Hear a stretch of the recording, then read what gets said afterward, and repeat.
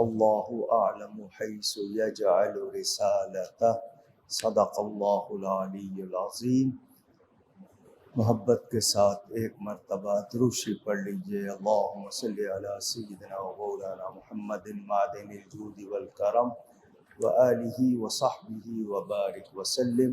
الصلاة والسلام علیک یا رسول اللہ وعلی آلک واصحابک یا حبیب اللہ۔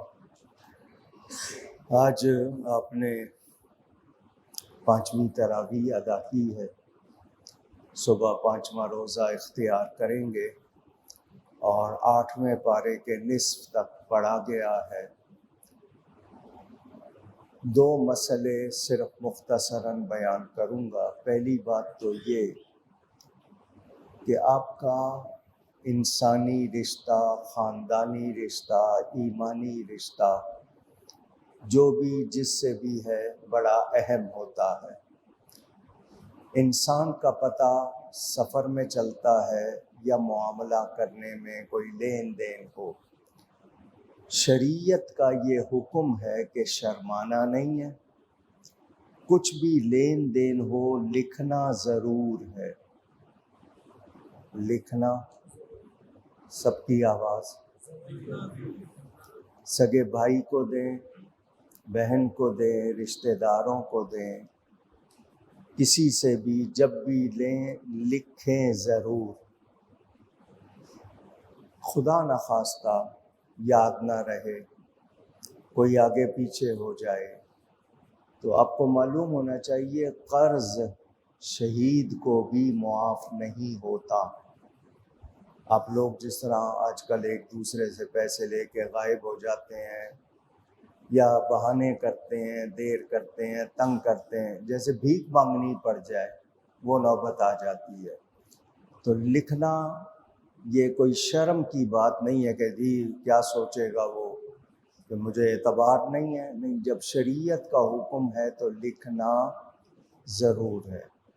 اور اس معاملے میں اگر آپ کسی کو گواہ بنا دیں کہ میرا حساب کتاب فلاں کاغذ پر، فلاں ڈائری میں، فلاں نوٹ بک میں لکھا ہوا ہے، تاکہ کوئی ڈھونڈنا چاہے تو اس کو مل جائے۔ حضور صلی اللہ علیہ وسلم اس شخص کی نماز جنازہ نہیں پڑھاتے تھے جس پہ قرض ہوتا تھا۔ فرماتے تھے دوسروں کو تم پڑھ لو، میں نہیں پڑھوں گا۔ تو اس سے اندازہ کریں کہ قرض کا معاملہ کتنا شدید ہے، لیکن ہم لوگ اس کو بہت ہلکا لیتے ہیں۔ قرض حسن یا قرض حسنہ، یہ مسئلہ دوسرا یہ ہے کہ بھیک دینا، مدد کرنا اتنا ثواب نہیں ہے جتنا قرض دینے کا ثواب۔ قرض دینا زیادہ ثواب، بھیک والا تو ویسے ہی مانگے گا لیکن قرض والا صرف ضرورت کے وقت مانگے گا۔ آج کل کا معاملہ نہیں ہے، آج کل لوگ ویسے ہی اپنی مجبوریاں بڑا چڑھا کر بتاتے ہیں۔ کبھی بھی اپنی مجبوری اور بیماری بڑا چڑھا کر بیان نہ کیا کریں۔ میں سے جی اتنا درد ہے برداشت نہیں ہو رہا، حالانکہ برداشت تو کر ہی رہے ہو نا۔ تو زیادہ کہنے سے ویسا ہی ہو جاتا ہے۔ مجبوری زیادہ بیان کریں یا مرض زیادہ بیان کریں، تکلیف ہے کہو جی بہت تکلیف ہے، لیکن اتنی بیان کرنا جس کو ایگزیجریشن کہتے ہیں، مبالغہ، وہ نہیں کرنا چاہیے، ورنہ حدیث میں آتا ہے ویسا ہی ہو جاتا ہے، اس کو اتنی ہی تکلیف ہو جاتی ہے۔ تو اس کو بھی سنبھالنا چاہیے۔ یہ ایک آیت میں نے ہر سال بتا دیتا ہوں آپ کو، یہ سورہ الانعام کی آیت نمبر 124، 8واں پارہ ہے۔ یہ ایک آیت ہے، جب کبھی آپ ترتیب میں قرآن پڑھیں تو اس میں وقف آئے گا ایک جگہ، اور وقف سے پہلے بھی وقف کے بعد بھی اللہ کا لفظ آیا ہے۔ میں آیت پڑھتا ہوں، اس وقف میں کوئی بھی چھوٹی سی دعا کر لیں وہ دعا ضرور قبول ہوتی ہے۔ آیت نمبر 124 سورہ الانعام، وَإِذَا جَاءَتْهُمْ آیَةٌ قَالُوا لَن نُؤْمِنَ حَتَّى نُؤْتَىٰ مِثْلَ مَا أُوتِیَ رُسُلُ اللَّهِ اللہ اعلم حیث یجعل رسالتہ، یہ آپ نے دیکھا نا، یہ وقف آیا تو وقف سے پہلے بھی اللہ کا لفظ ہے، وقف کے بعد بھی اللہ کا لفظ، تو کبھی یہ پڑھے تو یہاں پر مختصراً دل ہی دل میں کوئی دعا کر لیا کرے، وہ دعا کی قبولیت کا وقت ہوتا ہے۔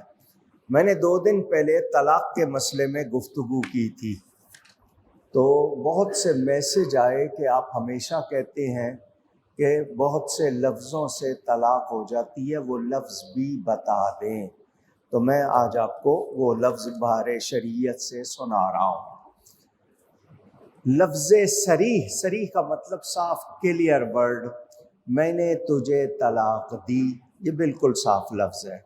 تجھے طلاق ہے، یہ بھی صاف لفظ ہے۔ تو مطلقہ ہے، یہ بھی صاف لفظ ہے۔ تو طالق ہے، یہ بھی۔ میں تجھے طلاق دیتا ہوں، اے مطلقہ، اس کو اس طرح پکارنا۔ ان سب الفاظ کا حکم یہ ہے کہ ایک طلاق رجعی ہو جائے گی۔ رجعی کا مطلب جس میں لوٹ سکتے ہیں، پلٹ سکتے ہیں، بغیر نکاح کے آپ کی صلح ہو سکتی ہے۔ الفاظ آپ نے سن لیے۔ اگرچہ نیت کچھ کی ہو یا نہیں، یا بائن کی نیت کی یا ایک سے زیادہ کی نیت ہو، یا کہے کہ میں نہیں جانتا تھا طلاق کیا چیز ہے، مگر اس صورت میں وہ طلاق کو نہ جانتا تھا تو دیانتاً واقع نہیں ہوگی۔ بہت سے لوگ کہتے ہیں مجھے پتہ ہی نہیں تھا، تو یہ کھیل کا معاملہ نہیں ہے، مذاق میں بھی طلاق دی جائے تو طلاق ہو جاتی ہے۔ اب سن لے، طلاق، قاف کی جگہ غین بول دیا، تے بول دیا، توئے کی جگہ طلاق، طلاق، آخری قاف کو کاف کہہ دیا، طلاق کہہ دیا، طلاق، طلاق، طلاق، طلاق، یہ طوطلے کی زبان سے طلاق، یہ سب کلیئر ورڈ ہیں، ان سے طلاق ہو جاتی ہے۔ سن لیا آپ نے؟ ایک طلاق رجعی ہوگی، اگرچہ نیت نہ ہو یا نیت کچھ اور ہو تب بھی طلاق ہو جائے گی۔ اب طلام کہہ دیا، الف قاف کہا اور نیت طلاق ہو تب بھی طلاق ہو جائے گی، ایک رجعی۔ اردو میں یہ لفظ کہے کہ میں نے تجھے چھوڑا، یہ بھی صریح ہے، اس سے ایک رجعی ہوگی، کچھ نیت ہو یا نہ ہو۔ میں نے فارغ خطی یا فارختی یا فارکھتی، جس طرح بھی وہ بگاڑ کے بھی بولے، یہ بھی صریح ہے، طلاق ہو جاتی ہے۔ لفظ طلاق غلط طور پر ادا کرنے میں عالم اور جاہل برابر ہیں۔ بہرحال طلاق ہو جائے گی اگر وہ کہے کہ میں نے دھمکانے کے لیے غلط طور پر ادا کیا، طلاق مقصود نہ تھی ورنہ صحیح طور پر بولتا، تو یہ دھمکانے میں بولو، مذاق میں بولو، ناراضگی میں بولو، غصے میں بولو، طلاق ہو جاتی ہے۔